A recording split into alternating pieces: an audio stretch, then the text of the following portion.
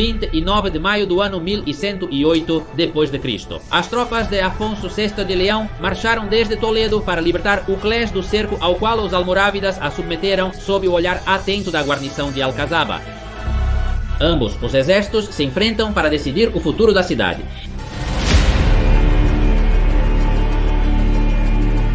El Cid morreu, mas a guerra entre os cristãos e o Império Almorávida deve continuar.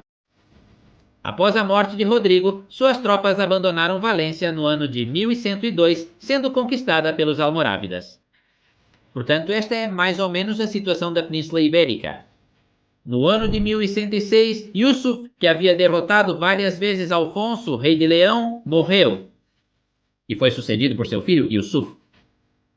Sim, para não nos confundirmos com os nomes, deram-lhe o mesmo nome. 2 anos após ascender ao trono, era hora de lançar uma campanha de conquista contra os leoneses. Yusuf ordenou ao seu irmão Tamim que assumisse o comando do exército. E no início de maio do ano 1108, as hostes muçulmanas começaram a se reunir em Granada. De lá partiram para Baeza e no caminho se juntaram às tropas de Córdoba. Uma vez em Baeza, chegaram os reforços de Valência e de Múrcia. Só poderia haver um objetivo, Toledo. Os espiões cristãos encheram a corte real de mensagens avisando que um grande exército estava se dirigindo a Toledo para conquistar a cidade real. Claro, ao receber a mesma informação de vários espiões, convocou-se as hordas do reino, mas não foi o rei que o fez, pois estava se recuperando de uma ferida recebida recentemente em batalha. Foi o infante Sancho, que tinha cerca de 14 anos. Mas isso sim, ele estava sendo aconselhado pelo famoso Alvar-Fani, que havia lutado em Sagrajas anos atrás. Aqui em cima deixo o vídeo dessa batalha. O exército era formado por cerca de 3.000 homens, entre os quais se destaca Garcia Ordóñez, inimigo ferrenho do já falecido Cid. Também devo mencionar 7 condes do reino que vieram com suas próprias hordas, enquanto as hostes cristãs se reuniam em Toledo e decidiam como enfrentar o invasor. Os almorávidas continuavam avançando para o norte a uma velocidade padrão, saqueando, como de costume, o território por onde passavam. No entanto, a 1 ou 2 dias de marcha de Toledo, mudaram bruscamente de direção e aceleraram o passo. E para onde eles estavam indo? Ninguém sabia com certeza, mas tudo indicava que o objetivo era Uclés, uma cidade levemente defendida a leste de Toledo. Desde que isso acontece, há um processo. O explorador leonês deve perceber, garantir que a nova direção é firme, galopar até Toledo, entregar a mensagem ao rei e então o monarca deve tomar uma decisão e mobilizar o exército. Um tempo precioso que os almorávidas aproveitariam. O exército sarraceno chegou a Uclés no dia 27 de maio e seus guerreiros assolaram a cidade como uma praga. A guarnição castelhana, que não esperava este ataque, não conseguiu defender a vila e fugiu para Alcazaba, que dominava a cidade. Os muçulmanos causaram estragos na vila, queimaram, saquearam, assassinaram, destruíram a igreja e fizeram alguns prisioneiros. Os mudéjares da cidade, isto é, muçulmanos que viviam em território cristão, receberam os almorávidas como libertadores e os ajudaram em tudo o que puderam. Cercaram a Alcazaba, mas sem maquinaria de cerco seria extremamente complicado conseguir tomá-la. No dia seguinte, realizaram alguns assaltos, mas ao meio-dia pararam suas tentativas. Haviam avistado de longe o exército de Sancho se aproximando da cidade. A primeira intenção de Tamim foi ordenar a retirada. Por quê? Porque se lutassem, corriam o risco de a guarnição de Euclés sair e atacá-los pela retaguarda, deixando os muçulmanos lutando em 2 frentes ao mesmo tempo. Mas então chegou um mudejar que havia desertado do exército cristão e relatou em detalhes como eram as forças cristãs e qual era a estratégia que eles iriam usar na batalha. Os muçulmanos lutariam. Na alvorada de sexta-feira, 29 de maio, as tropas saracenas se formaram no campo de batalha e os leoneses as imitaram. No entanto, por precaução, deixaram um pequeno grupo de guerreiros vigiando a guarnição de Uclis, caso decidissem sair durante a batalha. O exército leonês contava com Álvaro Fañas no centro. Na ala direita, o Infante Sancho, acompanhado por García Ordóñez, enquanto a ala direita era liderada por diversos condes. Na vanguarda estava a cavalaria pesada, algo a que os leoneses e castelhanos estavam acostumados e que ultimamente não estava dando bons resultados. Sob o comando de Sancho, a batalha começou. A cavalaria pesada de vanguarda começou a trotar, enquanto a infantaria começou a avançar lentamente em direção ao inimigo. As tropas sarracenas, seguindo a tática que na época conheciam como Tornafui, aguardaram em suas posições. Pouco a pouco, a distância entre os cavaleiros e a infantaria aumentava, até que a cavalaria colidiu estrondosamente contra as linhas cordobesas. Como era de se esperar, a linha de infantaria vacilou com o duro ataque. Cordobeses caíram atravessados pelas pesadas lanças leonesas, pisoteados pelos cavalos ou simplesmente abatidos pelo trauma do impacto. Muitos outros foram feridos e o moral despencou, mas a linha não se quebrou. Os cordobeses, no entanto, começaram a recuar em formação, buscando o apoio da infantaria granadina que aguardava na retaguarda. A vanguarda leonesa começou a avançar, penetrando no espaço que estava se formando entre os flancos sarracenos.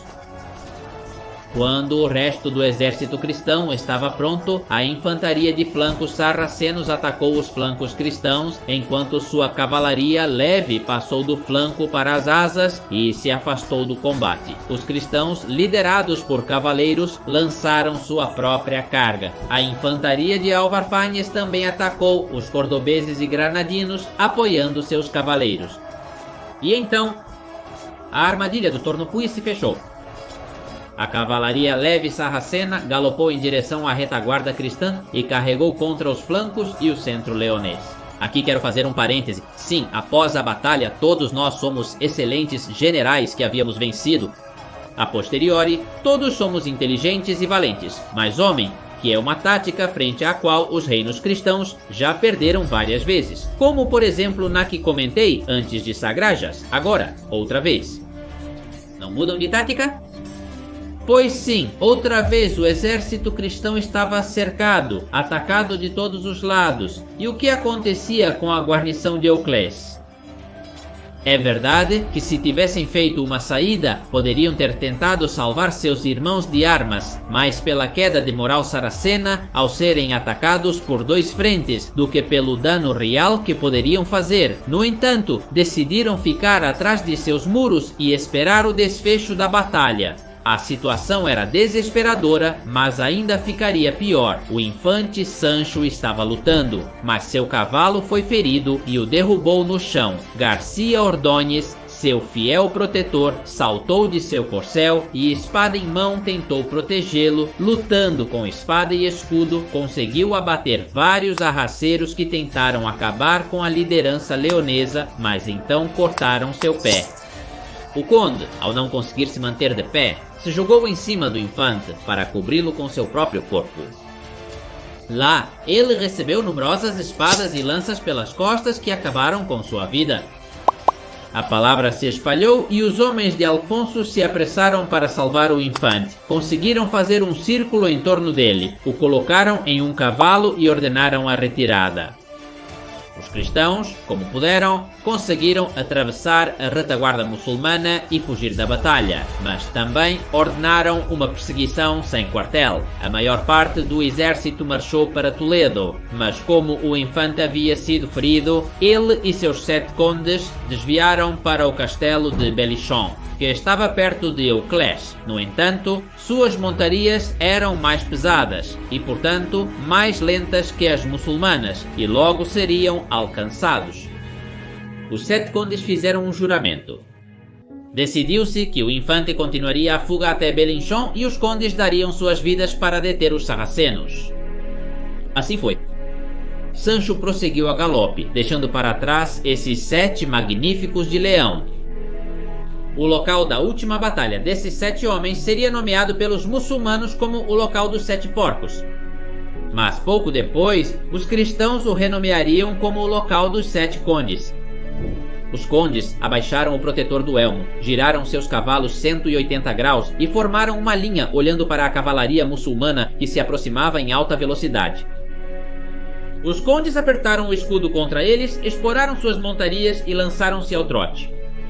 Aumentaram para o galope, abaixaram as lanças, esporaram seus cavalos pela última vez para passar a velocidade de choque e impactaram contra seus perseguidores. Após perderem as lanças, desembainharam as espadas e continuaram lutando, mas eram muitos inimigos e eles apenas 7. Um a um foram caindo, dando a vida para salvar seu rei, mas não apenas seu rei. Estavam dando a vida pelo único herdeiro homem do reino. Finalmente, os 7 magníficos de Leão foram abatidos e a perseguição foi retomada. Mas boas notícias, o herdeiro chegou a Balinchon, onde estaria a salvo de seus perseguidores, certo? Pois não? A população muçulmana do castelo, ao saber o que estava acontecendo, se levantou em armas, executou a guarnição cristã e matou o infante Sancho. Um duro golpe para o reino, mas ainda há mais. Da fortaleza de Uclés, puderam observar o macabro espetáculo com o qual os almorávidas celebravam sua vitória. Eles mataram todos os cristãos feridos na batalha, não fizeram prisioneiros. Cortaram-lhes as cabeças e fizeram um monte com elas. Os almoedanos chamaram para a oração em cima deste monte. O local da alcazaba de Euclés foi erguido após a batalha e os sarracenos partiram para suas casas. A guarnição cristã podia respirar tranquila.